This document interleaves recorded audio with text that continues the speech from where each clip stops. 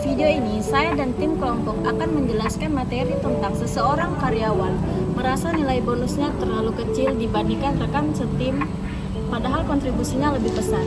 Petunjuk yang akan kami cari yaitu, yang pertama ada data kinerja, tidak mencerminkan kerja lembur. Yang kedua ada HR polisi, tidak transparan soal pembobotan. Yang ketiga ada email protes, yaitu bernada kecewa.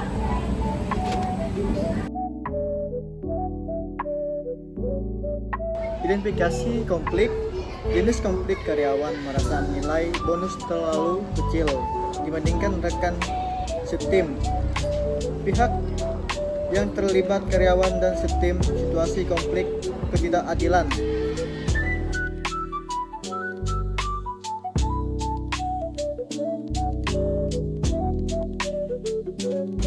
Jadi di sini saya akan menjelaskan analisis penyebab konflik. Yang pertama ada data kinerja yang tidak mencerminkan kerja lembur. Penilaian kinerja yang tidak lengkap. Kinerja tidak memasukkan kerja lembur sebagai bagian dari kontribusi, sehingga usaha lebih yang dilakukan karyawan itu tidak dihargai.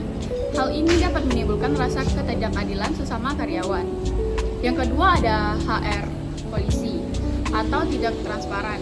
Soal pembobotannya kurang transparansi dari HR, sehingga tidak memberikan penjelasan yang jelas mengenai sistem pembobotan bonus.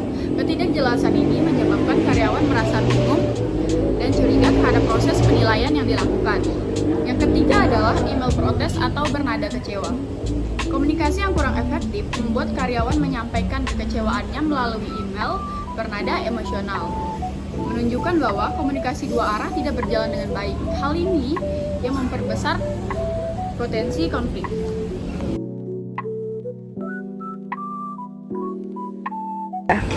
Baik, saya akan menjelaskan analisis gaya komunikasi.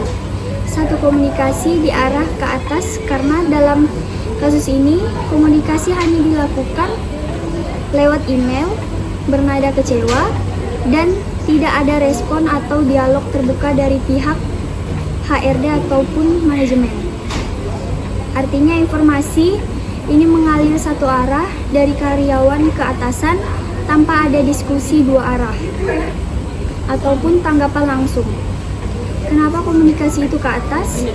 Karena karyawan atau bawahan menyampaikan keluhan kepada HRD atau manajemen atasan.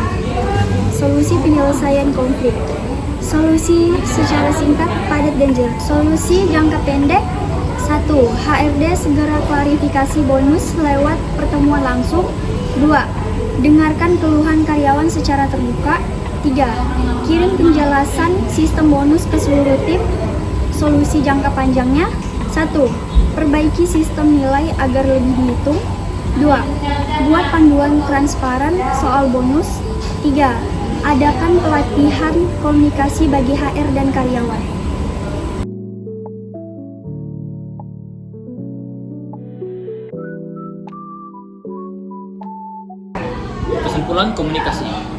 Kesimpulan komunikasi dalam kasus ini terjadi secara satu arah ke atas, di mana karyawan menyampaikan keluhan melalui email kepada HR Poli tanpa adanya dialog atau tanggapan langsung.